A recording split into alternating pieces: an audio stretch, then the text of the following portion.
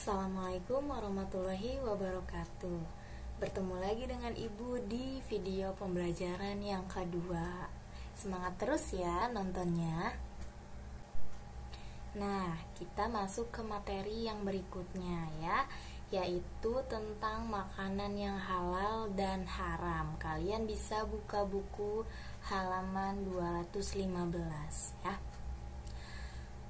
Sebenarnya makanan yang halal ini sudah pernah kita bahas kan ya waktu di awal-awal. Nah, ini kita bahas lagi, tetapi ada penambahan di makanan yang haram ya. Sekarang Ibu ulang lagi ya.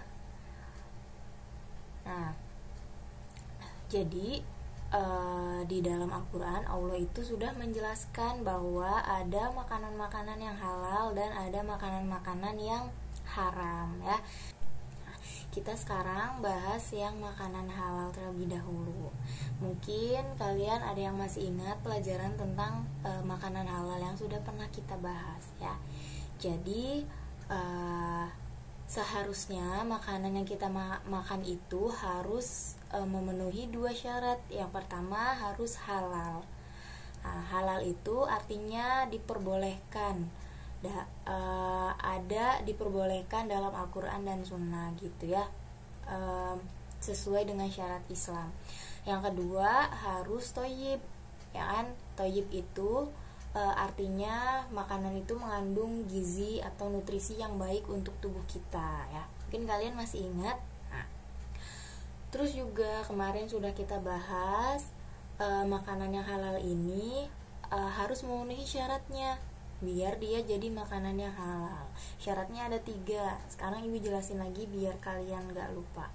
Yang pertama halal zatnya atau wujudnya. Jadi memang si makanannya ini memang dari asalnya bahannya itu halal gitu ya. Jadi kalau misalkan dari awal bahannya udah haram, dia berarti bukan makanan yang halal. Terus yang kedua halal dari segi dari cara mendapatkannya gitu. Jadi kalau misalkan makanannya udah halal tapi cara mendapatkannya tidak halal, contohnya kayak mencuri atau dari malak itu, nah itu jadi makanannya jadi haram ya. Yang ketiga halal dalam proses pengolahannya. Jadi walaupun bahannya sudah halal tapi dalam proses pembuatannya ada bahan-bahan yang dicampur itu yang haram, atau proses pembuatannya ada yang haram, itu makanannya juga jadi haram ya. Mungkin kalian masih ingat yang Ibu jelasin waktu itu. Terus di sini dijelaskan lebih detail macam-macam dari makanan yang halal. Ibu jelasin satu-satu ya. Yang pertama ada makanan yang memang disebut halal oleh Allah dalam Al-Quran. Ada dalam hadis riwayat Ibnu Majah dan Tirmizi. Apa yang dihalalkan oleh Allah dalam kitabnya adalah halal, dan apa yang diharamkan Allah di dalam kitabnya adalah haram tuh. Dan apa yang didiamkan atau tidak ada keterangannya, maka barang itu termasuk yang dimaafkan, maksudnya boleh-boleh aja. Jadi mana yang halal, mana yang haram, kalau memang sudah dijelaskan atau dihalalkan atau diharamkan oleh Allah, itu ya memang hukumnya udah halal, udah haram gitu ya. Terus makanan yang halal yang kedua, makanan yang tidak kotor dan tidak menjijikan, sesuai dengan firman Allah surat Al-A'raf ayat 157, dan yang menghalalkan segala yang baik bagi mereka dan mengharamkan segala yang buruk bagi mereka. Jadi kalau misalkan menurut kalian ada makanan tapi kelihatannya menjijikan, terus dia kotor gitu menurut kita, nah itu udah haram makanannya buat kita tuh ya.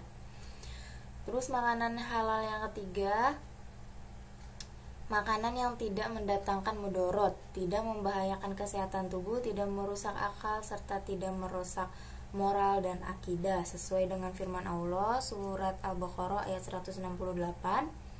Wahai manusia, makanlah dari makanan yang halal dan baik dan yang terdapat di bumi.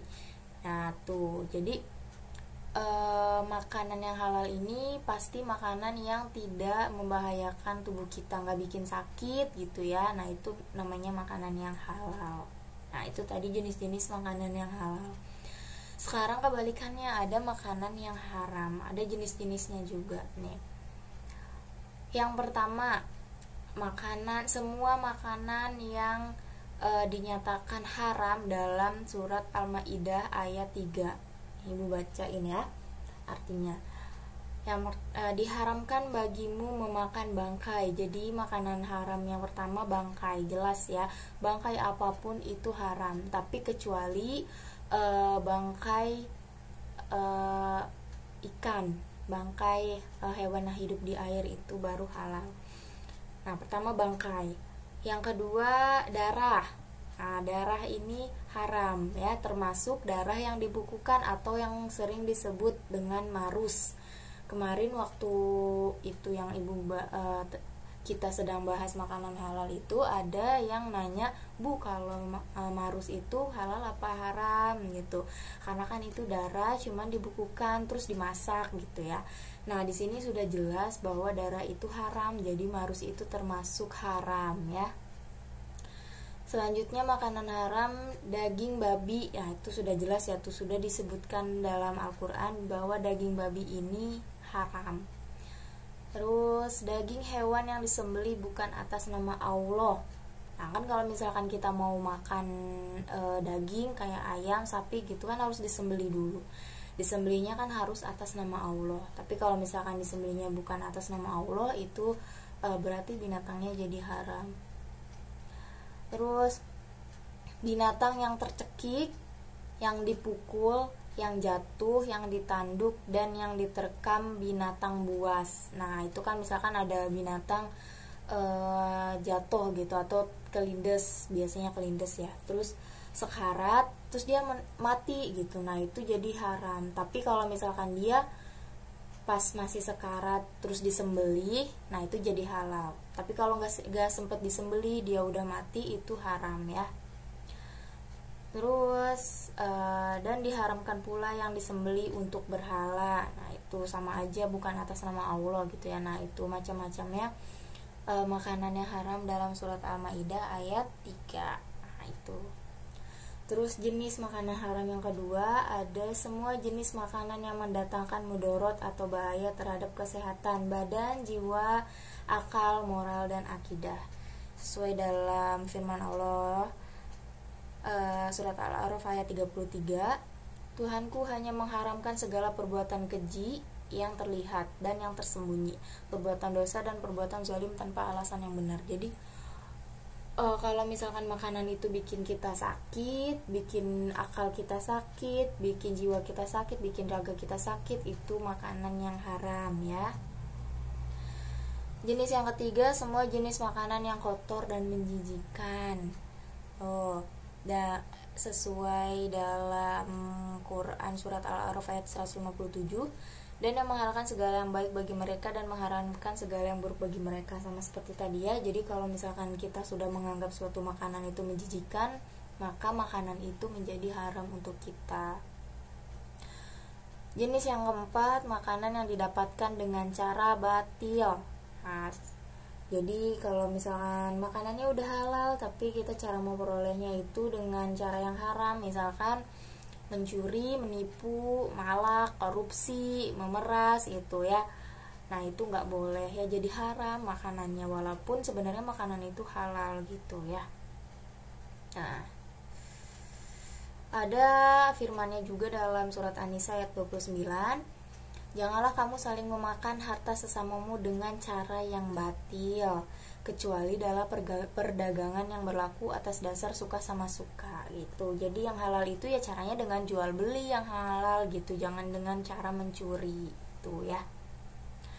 Nah, selanjutnya di sini ada penjelasan tentang minuman yang halal. Kalau kemarin kan kita bahasnya sekedar makanan yang halal aja, tapi sekarang dibahas juga minuman yang halal ya.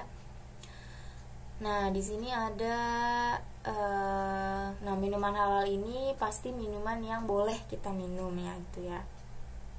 Terus jenis-jenisnya, yang pertama ada tidak memabukkan itu. Jadi kalau air yang kita minum terus kita nggak mabuk, itu halal buat kita. Air putih, teh, kopi kan kalau kita minum nggak bikin mabuk, itu halal. Yang kedua, tidak mendatangkan mudorot bagi manusia. Tuh, jadi nggak bikin kita sakit. Mau sakitnya di badan, di pikiran, ya di akal gitu. Nah, itu baru halal. Tidak najis.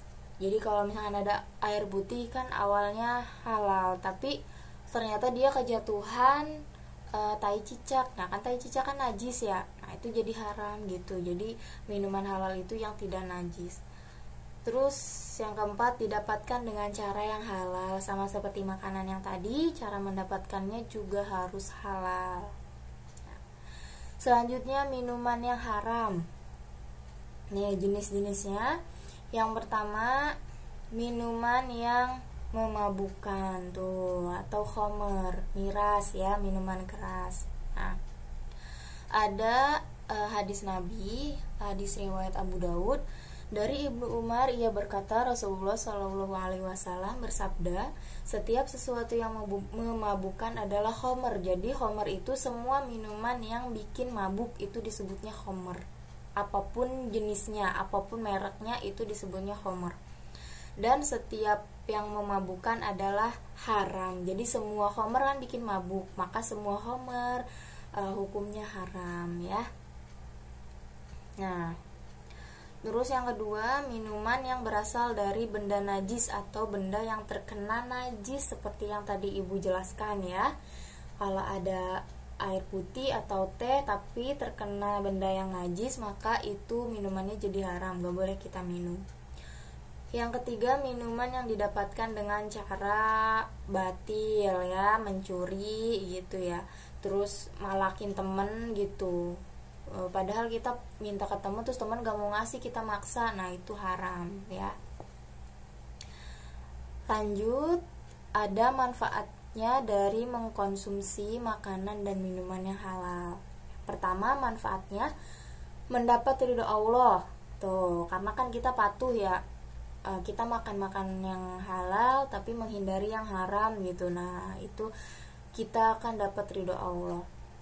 Yang kedua, memiliki akhlakul karimah, karena setiap makanan yang halal masuk ke tubuh kita itu diridhoi sama Allah gitu. Jadi kita bisa memiliki akhlakul karimah. Tapi kalau misalkan yang masuk makanan haram, ya gimana gitu ya.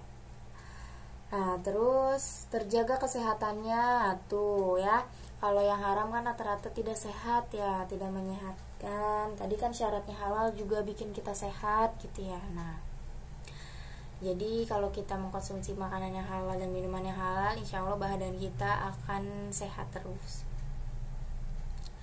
Nah, di sini kebalikannya, ada akibat buruk dari kalau kita mengkonsumsi makanan atau minuman yang haram. Yang pertama, amal ibadahnya tidak akan diterima dan doanya tidak akan dikabulkan oleh Allah. Mungkin kalian masih ingat cerita yang waktu itu kita bahas, ada orang yang beli kurma tapi dia makan kurma yang jatuh.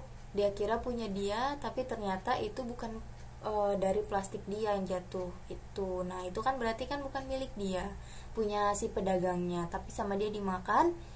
Akhirnya di situ doa dia tidak dikabulkan sampai dia mendapatkan ridho atau keikhlasan dari si pedagang, baru doanya dikabul lagi. Mungkin kalian masih ingat ceritanya ya. Terus yang kedua, makanan dan minuman yang haram itu dapat merusak jiwa tuh, terutama minuman keras atau khamar ya. Nih, kalau kalian atau kita nauzubillah ya minum khamar, nah akibatnya yang pertama menyebabkan berbagai macam penyakit psikologis atau gangguan jiwa. Jadi jiwa kita itu terganggu ya, gangguan daya ingat, jadi kita gampang lupa, terus gangguan mental, sering ketakutan, cemas gitu, terus kegagalan daya pikir, jadi otak kita tuh lemah gitu ya. Terus yang kedua, menimbulkan beban mental, emosional, dan sosial yang sangat berat. Beban mental, kita jadi merasa takut terus, was-was, cemas. Terus emosional, jadi gampang marah, dan sosial. Nah, kalau biasanya udah susah bergaul sama orang lain kalau orang yang sering minum minuman keras gitu. Terus akibat yang ketiga, menimbulkan beban penderitaan berkepanjangan dan hancurnya masa depan. Jadi gangguan jiwa ini gak gampang hilangnya gitu ya, apalagi kalau sampai sakit fisik ya kan. Nah, masa depan kita bisa hancur. Terus akibat yang ketiga, makan dan minuman yang haram dapat mengganggu kesehatan tubuh. Tadi gangguan jiwa juga bisa kena. Nah, gangguan kesehatan fisik juga bisa kena. Misalkan bisa terkena tekanan darah tinggi, atau kanker, bisa kena penyakit jantung, bahkan stroke gitu ya, kalau kita makan makanan yang haram. Nah, terus akibat yang keempat, menghalangi mengingat Allah. Sesuai dalam firman Allah surat Al-Maidah ayat 91, dengan minuman keras dan judi itu, setan hanyalah bermaksud menimbulkan permusuhan dan kebencian di antara kamu, dan menghalang-halangi kamu dari mengingat Allah dan melaksanakan sholat. Maka tidakkah kamu mau berhenti?